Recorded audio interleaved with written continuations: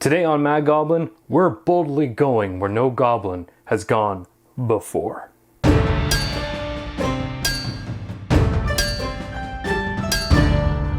Ouch! Greetings fellow crewmates, I'm Steve. For today's project, we're going to challenge ourselves to make Lieutenant Commander Geordi La Forges' visor from Star Trek The Next Generation.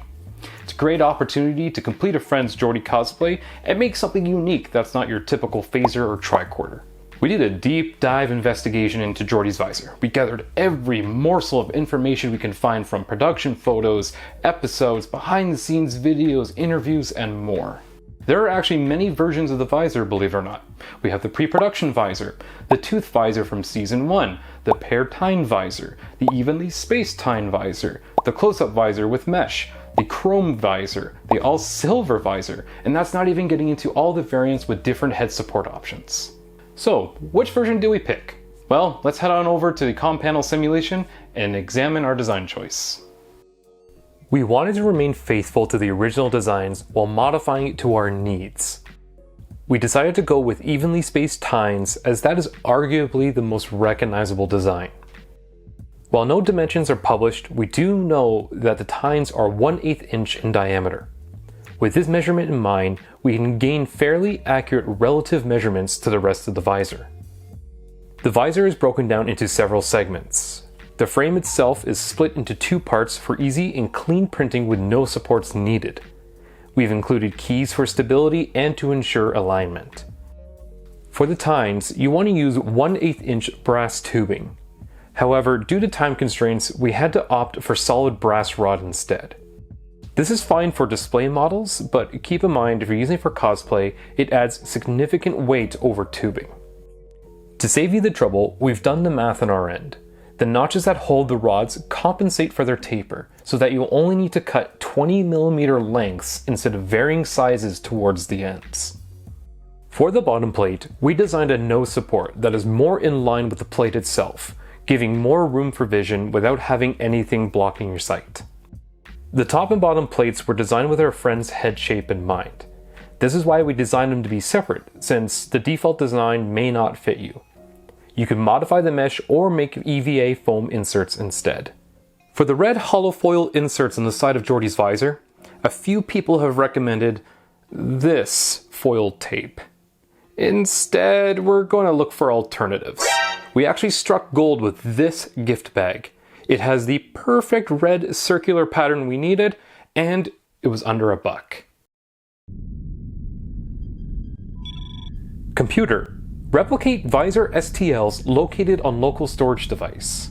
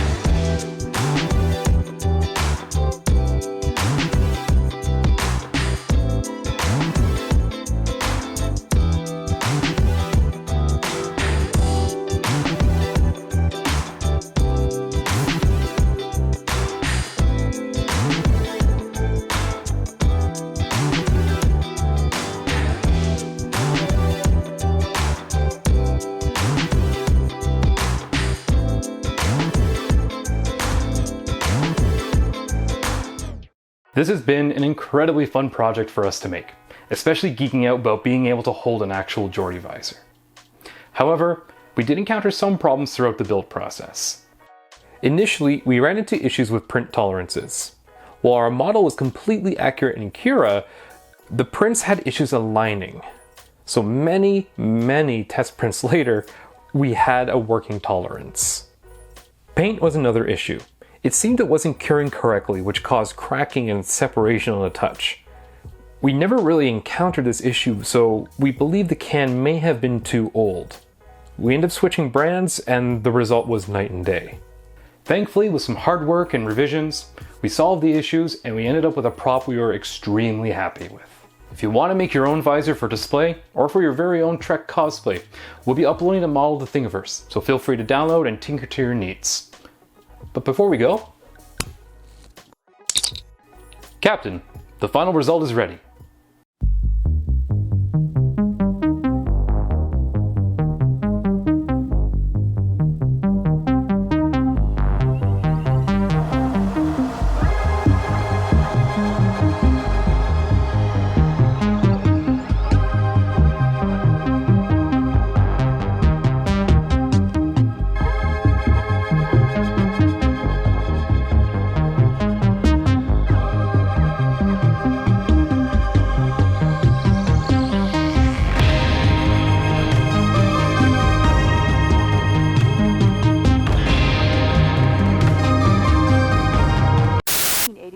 budget for NASA.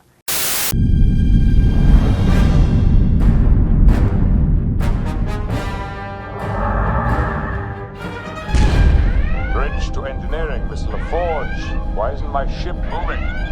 Captain, the warp core is offline. I need 60 seconds to reinitialize the magnetic interlocks. You have 10. Got out. Hi, sir.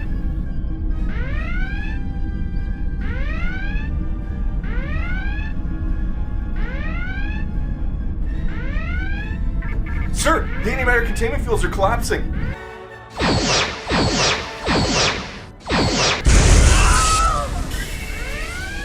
We got a coolant leak! We got a coolant leak! Evacuate engineering immediately! Come on, people, move! Move! You, move! Let's go! Warning. Warp core breach in 20 seconds.